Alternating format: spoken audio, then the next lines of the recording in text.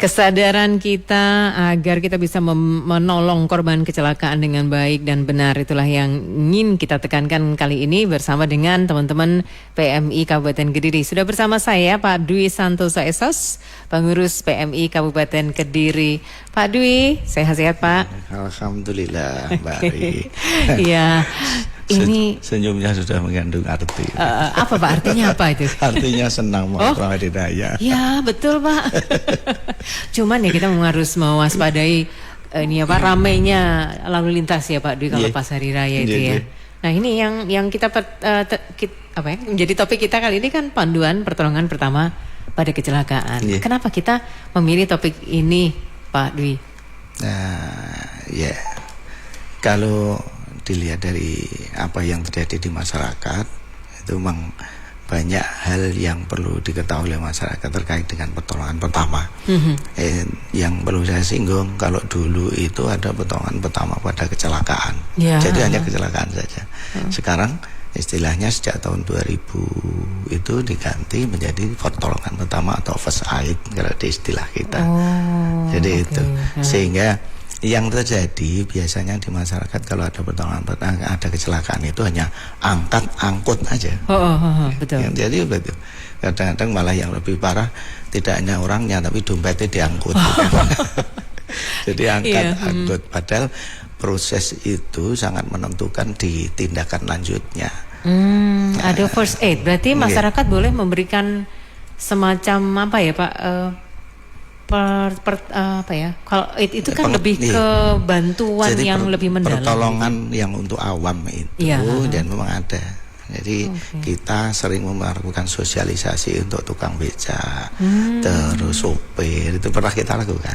Gitu. Karena memang di jalan raya kalau terjadi sesuatu yang ketahuan, yang tahu dulu biasanya memang tukang beca, sopir itu. Ini yang pernah kita lakukan di Kabupaten Kediri itu.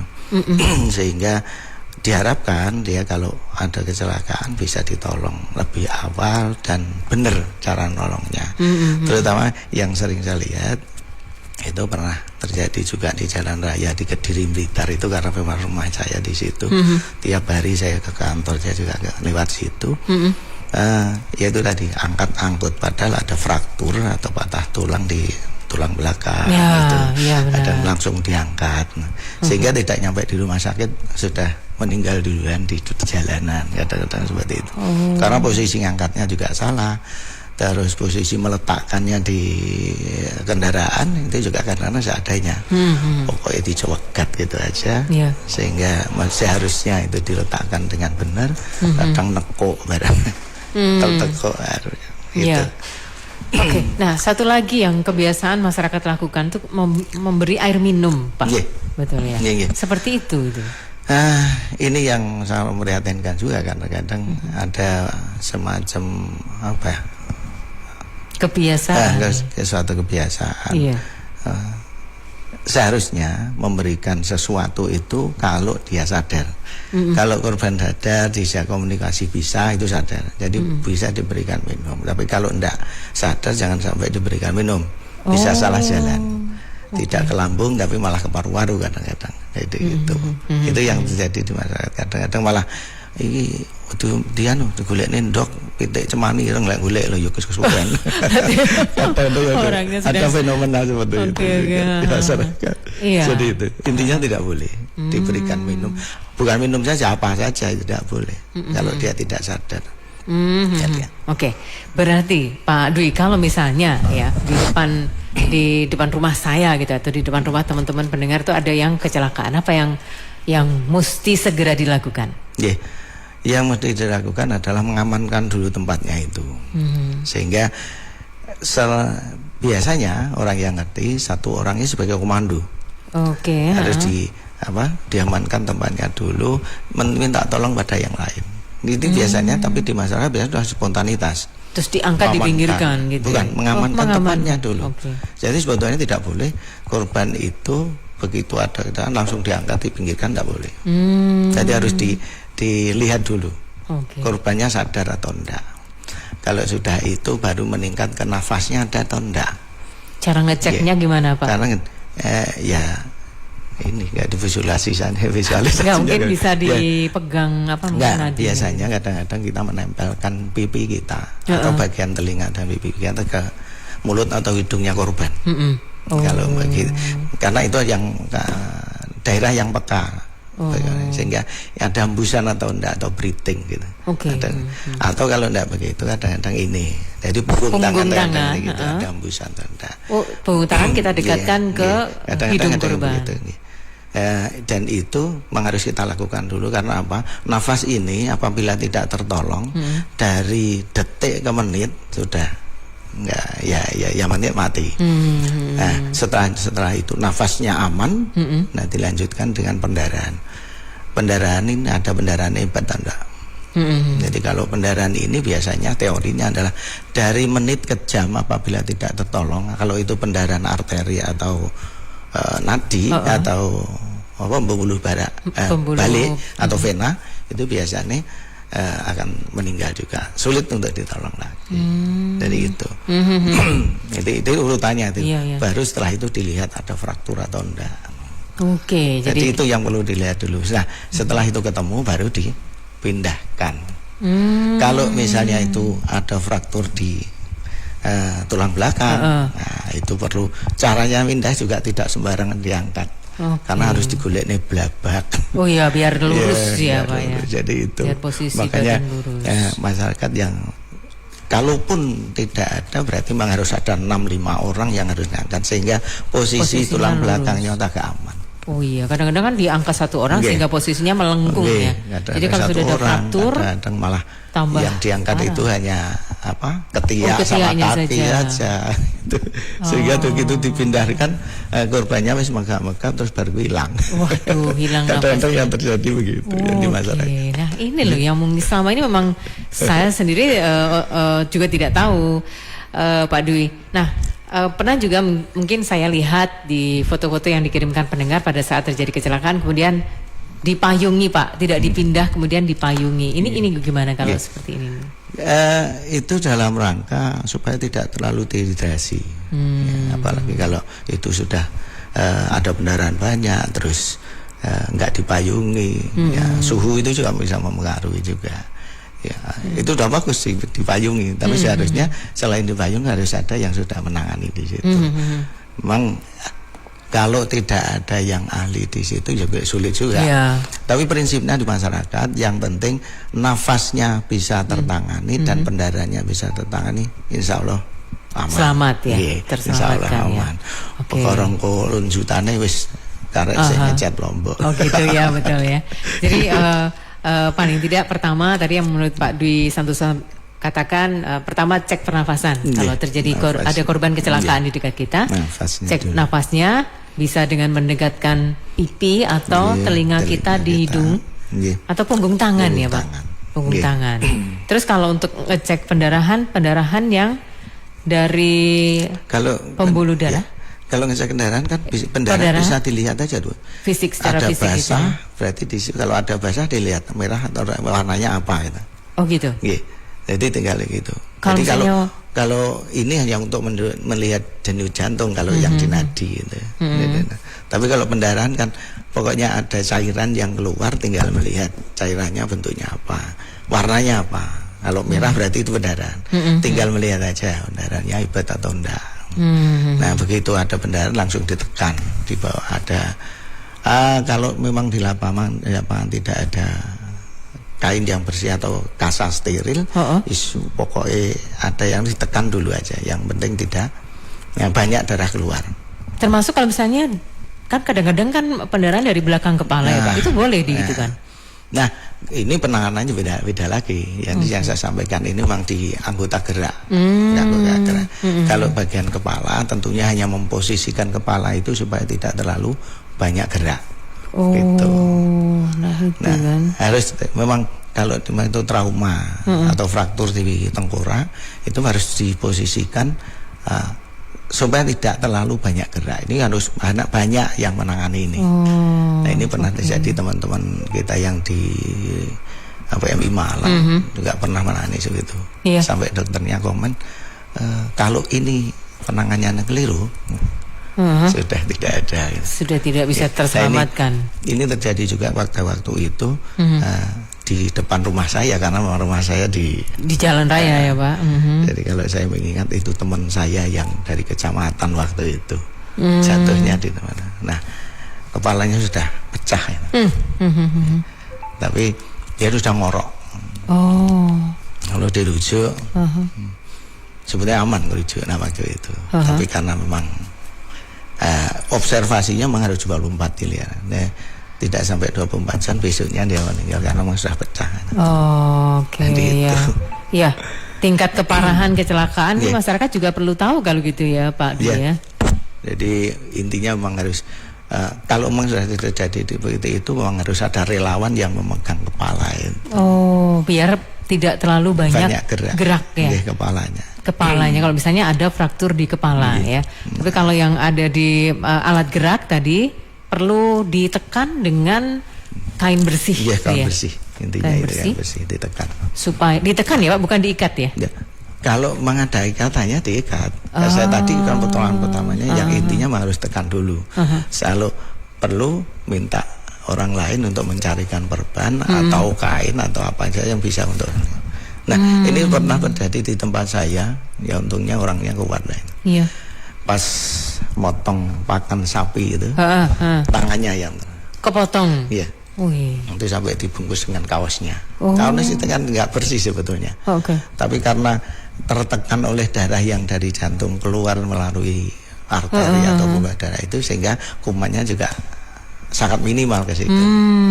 Begitu dibuka puskesmas, trot. Ya Allah. Jadi gitu. Tapi alhamdulillah dia masih bagus waktu itu. Baik. Contoh-contoh seperti itu. Banyak contoh kasus ya Pak Dwi ya. Oke, teman-teman silahkan berinteraksi bersama Pak Dwi Santoso SOS, pengurus PMI Kabupaten Kediri.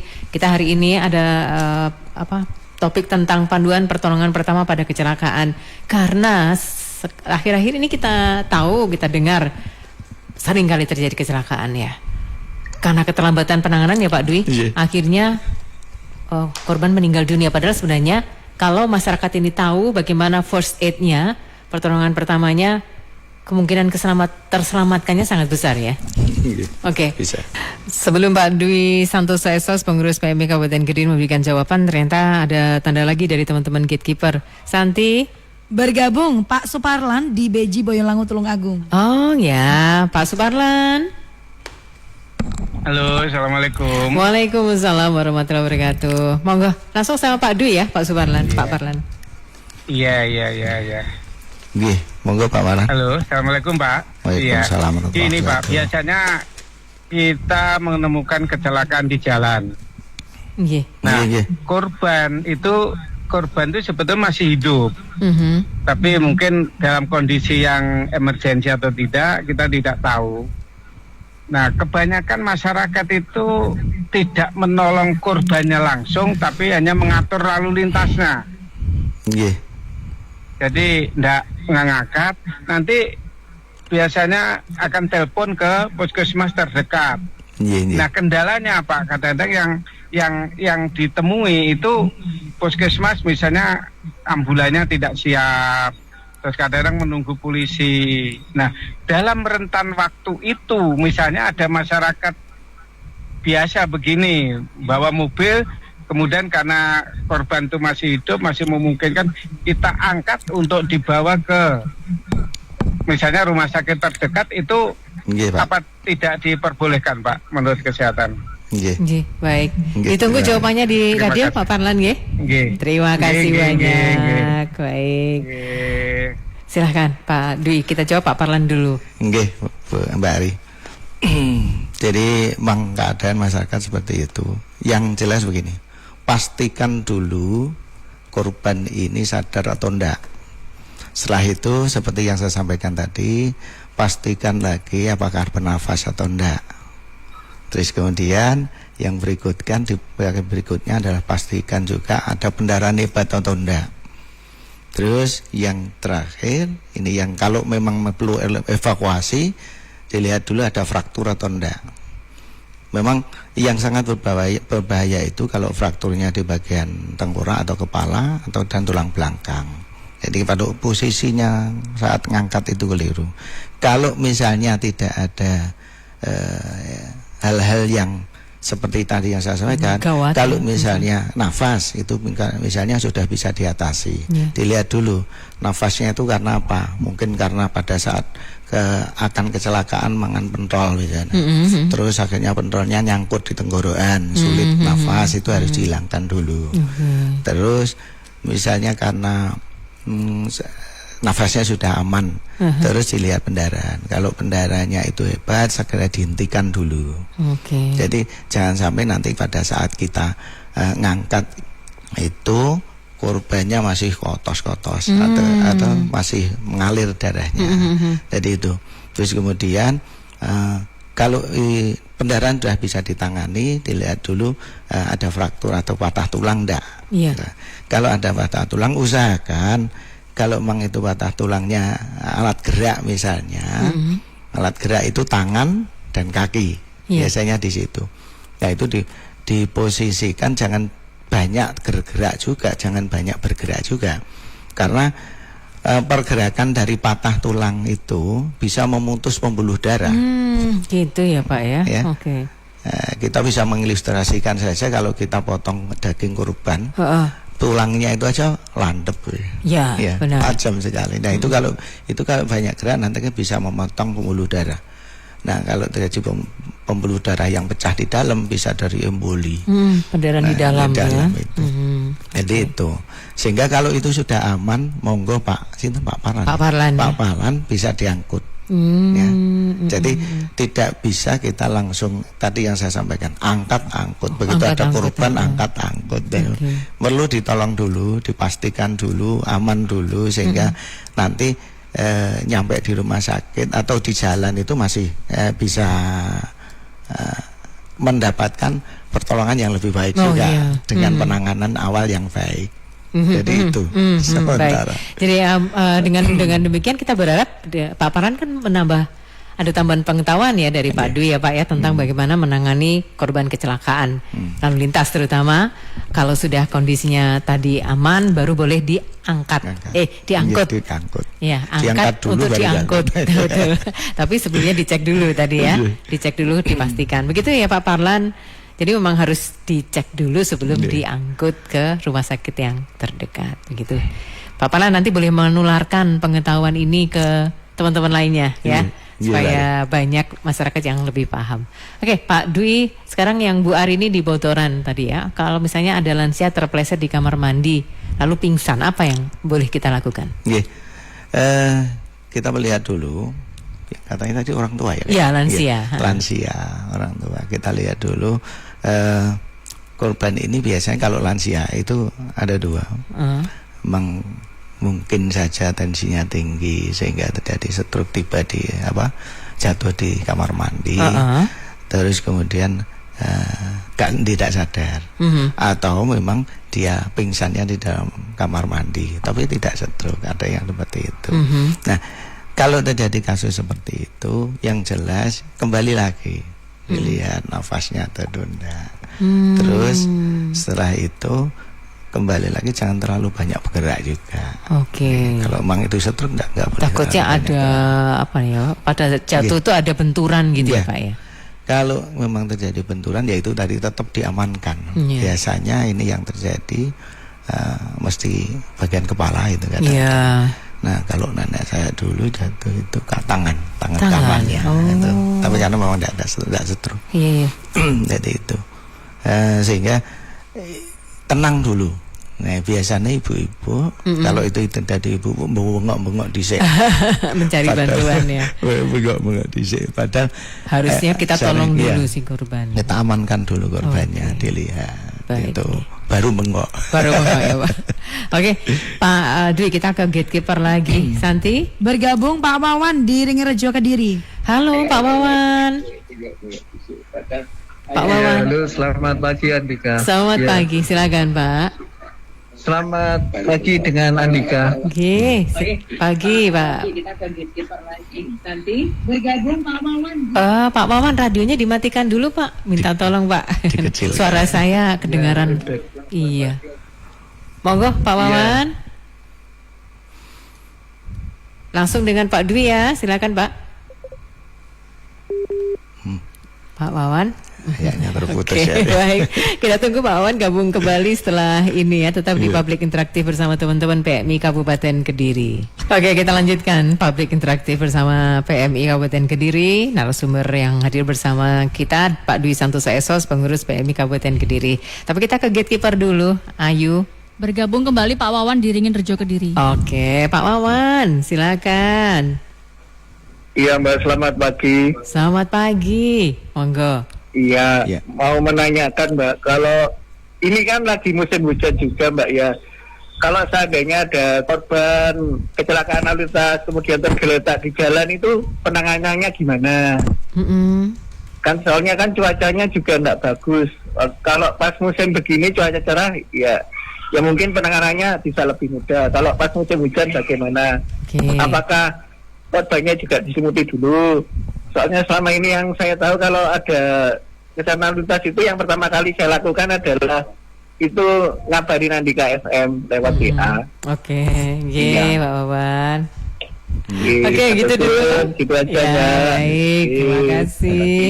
Pagi, Pak Wawan di Ringin Rejo Kediri. Gimana nih Pak, kalau pas kecelakaan musim hujan berarti kan banyak genangan air. Itu mungkin yang dimaksudkan ya. Iya, perlu kita pahami bahwa kecelakaan itu memang tidak boleh milih waktunya. Iya, memang betul. Jadi bisa pas terang, bisa pas hujan, dan tempatnya juga kadang-kadang di got. Iya. Kembali lagi apa yang saya sampaikan tadi, memang prinsip utamanya di dalam pertolongan pertama seperti yang saya sampaikan tadi. Jadi tetap amankan korban dulu, lihat korbannya apa, sadar atau enggak. Kalau memang itu di genangan air yang memungkinkan korbannya kemasukan air, ya memang harus segera diangkat dulu. Karena kalau kemasukan air ya bisa ada mengganggu pernapasan misalnya ya. Itu. Oke. Tapi prinsipnya ngangkatnya mungkin sama kalau misalnya seseorang kita duga ada fraktur ya Pak, diangkat tidak boleh hanya ketiaknya sama kakinya gitu ya. Jadi kadang-kadang kalau korbannya itu bisa diajak komunikasi, memang kadang-kadang ada yang fraktur di tulang belakang itu di tempat saya itu ada yang pernah jatuh dari pohon melinjo. Jadi sudah seperti angka 3 itu. Wow, ya Allah. Ya, kemarin kita rujuk ke rumah sakit Blitar kalau nggak salah waktu itu. Ya, itu bisa diajak komunikasi. Berarti kalau bisa diajak komunikasi artinya gimana Pak? Artinya kalau memang dia, Mas, ini sampan sakitnya di mana kan bisa. Kita tanya ya, kita tanya. Oke. Kalau sudah bisa diajak komunikasi begitu, pada saat kita ngangkat itu kan sakit. Nah, enaknya piye kan gitu. Jadi kita ngomong-ngomong dengan si korban juga bisa, supaya korbannya tidak terlalu kesakitan. juga. Nah, seperti itu kemarin akhirnya kita pakai tandu skop. Tandu skop itu tandu yang pecah 2, akhirnya kita jadikan 1 gitu. Jadi itu sehingga pada saat disangkat si korban tidak terlalu sakit juga. Tapi kalau misalnya adanya hanya orang-orang Pak tanpa ada tandu gimana? Memang nah ini yang masyarakat yang tidak tahu ya repot. Bang harus ada salah satu. Nah, semoga saja dengan yang kita on air ini masyarakat bisa tahu kalau memang ada fraktur di situ, itu ya harus cari blabak. Harus cari blabak. Atau nunggu seperti tadi yang disampaikan Pak Suparlan ya. Pak Suparlan itu dari rumah sakit. Semoga saja itu masyarakat iso ndang teko itu. Itu. Sehingga bisa diangkut dengan itu. Kalaupun itu tidak ada, saya kira kalau banyak orang di situ, itu harus diangkat juga. Nah, itu hati-hati juga. Harus walaupun hanya berlima, karena memang posisinya ini dia harus kencang, lurus ya, badannya harus lurus ya. Atau kalau memang frakturnya sudah bengkok, angka 3, ya tetap aja. Nggak boleh diluruskan, harus seperti itu, diangkat seperti itu. Baik.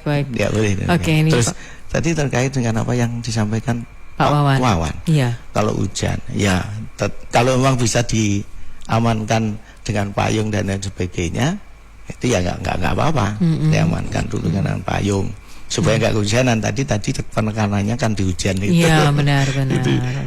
Diamankan dulu, dipayungi supaya nggak kehujanan.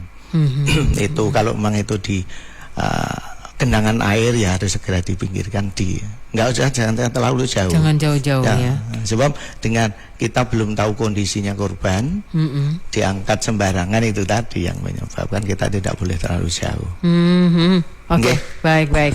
Oke, Pak Dwi, kita tidak hanya membahas korban kecelakaan di jalan ya, karena kecelakaan juga bisa terjadi di rumah. Contohnya kalau misalnya ada lansia yang terpleset. Tidak cuma lansia, mungkin anak kecil juga itu kan. Anak kecil itu kan tingkahnya luar biasa gitu. Jadi kita juga undang kewaspadaan teman-teman untuk menanyakan juga kalau misalnya ada anak-anak di rumah yang kecelakaan, akan ada tips dari Pak Dwi ya. Oke, tapi nanti kita akan bahas lebih lanjut dalam Public Interaktif bersama PMI Kabupaten Kediri. Saya masih bersama dengan Pak Dwi Santoso Esos, pengurus PMI Kabupaten Kediri, tentang panduan pertolongan pertama pada kecelakaan yang menjadi obrolan kita. Pak Dwi, atau bolehkah saya misalnya menyimpulkan bahwa sebenarnya antara kecelakaan di luar, misalnya di jalan, dengan kecelakaan yang ada di rumah, itu prinsip pertolongan pertamanya sama ya Pak? Sama.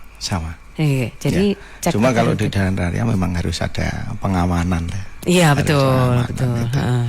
Sehingga kalau sudah aman baru kita nanti. Sebab kalau kita langsung menolong dan situasinya belum aman malah tambah korban. Jadi prinsipnya pertolongan pertama itu memang tidak boleh menambah korban. Betul, mencegah terjadinya korban sebenarnya ya. Oke, betul. Ada ilustrasi juga. Gimana Pak? Kadang-kadang di jalan raya yang kecelakaan itu pacarnya atau istrinya, tanpa melihat kanan kiri dia langsung nolong, padahal masih ada kendaraan lagi. Nah, berarti itu kan tambah korban.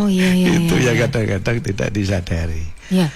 Terus saya ingin menekankan juga bahwa kepada pendengar semua bahwa pertolongan pertama kita itu kalau menolong itu kita hanya sebagai penolong pertama.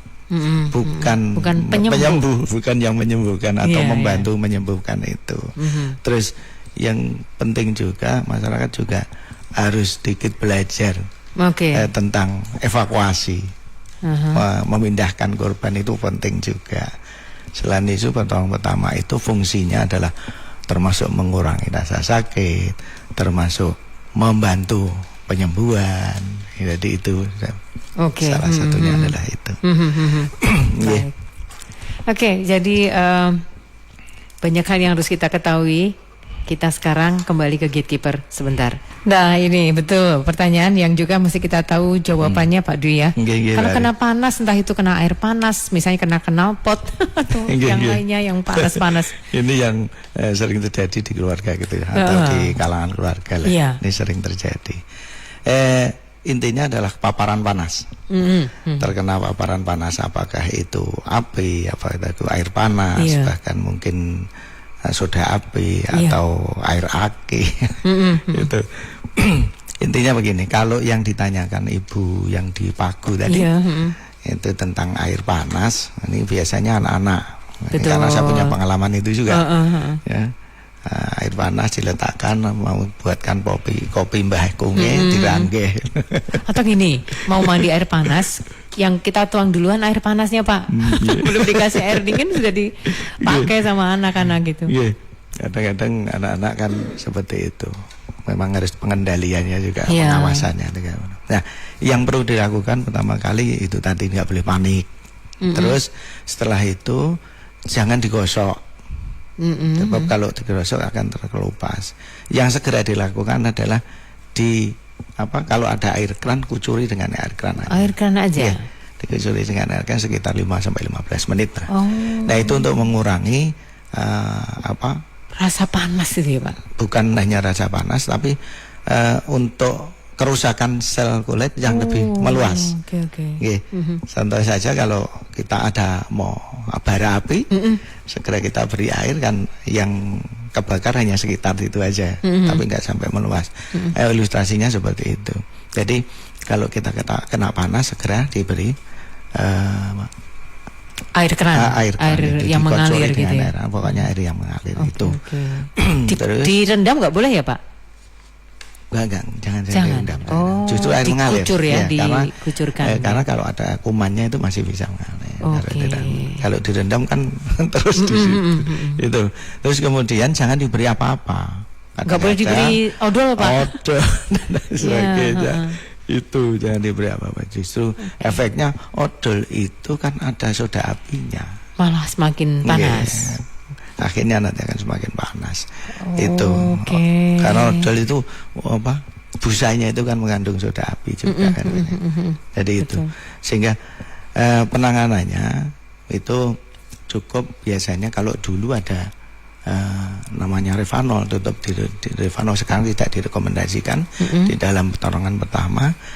Ya cukup itu tadi dikompres. Kalau sudah digocori dan lain-lain lalu dikompres. Air dingin, kompres air dingin. Boleh, tapi kompresnya es pun juga boleh sebetulnya. Boleh. Tapi jangan sampai langsung es langsung. Oh iya, dikasih bungkus dulu ya Pak. Masukkan plastik, terus buntel lagi dengan kain, dibungkus lagi dengan kain. Baru itu ditempelkan boleh. Ya. Terus jangan kalau sudah begitu, jangan sampai melicet. Terus dihilangi kulitnya. Terus dikelupas, nggak boleh dikelupas. Kalau dalam skop kecil mungkin tidak terlalu, tapi kalau dalam lebar sekian persen begitu, memang harus dibawa ke rumah sakit juga. Iya, karena itu akan mengeluarkan cairan. Kalau mengeluarkan cairan akan terjadi dehidrasi juga. Iya benar-benar, dan kemungkinan kena kuman-kuman yang ada di udara sekitar ya Pak. Iya, makanya kalau saya sarankan kalau di rumah monggo menyediakan obat-obatan P3K, terutama betadine, terus kasasteril, perban. Nah ini untuk pertolongan awalnya. Iya. Sehingga pada saat dibawa ke rumah sakit misalnya itu tidak tetap terbuka, sebab pada saat perjalanan itu masih banyak kumannya yang menempel.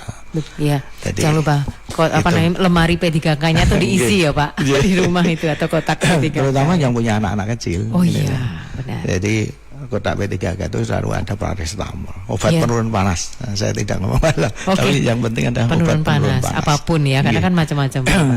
Nah, untuk dapat pelatihan pertolongan pertama pada kecelakaan, entah itu yang di jalan atau yang di rumah, caranya gimana Pak Dwi?